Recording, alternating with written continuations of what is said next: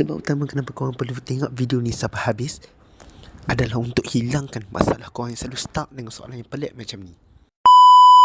Untuk soalan ni, first, apa yang kita perlu buat adalah kita kena specifykan 32 ni adalah daripada 2 kuasa 5. Okey, jadi apa kita nak buat? Kita letakkan log di dua-dua tempat. Maksudnya log X A plus B sama dengan log 2 kuasa 5. Okey, kat sini kita ada dua persamaan kan? Jadi kita buat satu-satu dulu. Untuk yang atas, kita akan pindahkan ke bawah. Jadi A plus B log X sama dengan 5 log 2. Jadi kat sini kita boleh compare dah. Yang X ni adalah sama dengan 2. A tambah B adalah sama dengan 5. Dapat satu jawapan, iaitu X sama dengan 5. Gitu. Untuk A tambah B pula. A tambah B sama dengan 5. Okey, ini satu persamaan kan? Okey, jadi B sama dengan 5 tolak A. Okey, this is satu question. Kita buat lagi satu. Question lagi satu. Kita buat persamaan lagi satu. Untuk ini, saya tuliskan. Letakkan macam biasa, gunakan konsep letak log di dua-dua bahagian.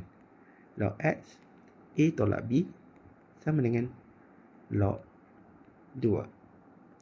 Okey, kita kena tahu 2 ni kuasa berapa sebenarnya? 2 ni adalah kuasa 1. Jadi 1 ni kita boleh letakkan juga di hadapan.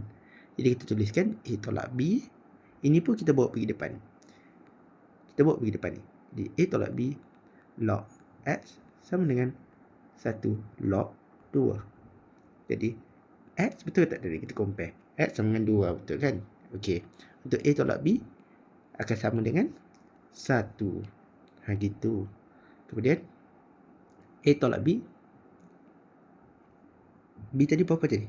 A sama dengan tolak 5. Masukkan semula. 5 tolak A sama dengan 1. Jadi A tolak 5 tambah A sama dengan 1.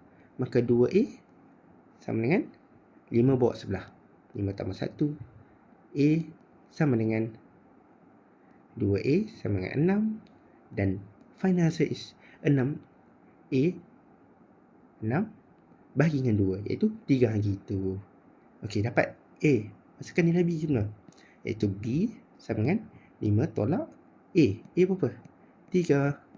Jadi B sama dengan B, kita akan dapat B sama dengan 2 gitu. Jadi senang kata, jangan putus asa. Teruskan usaha.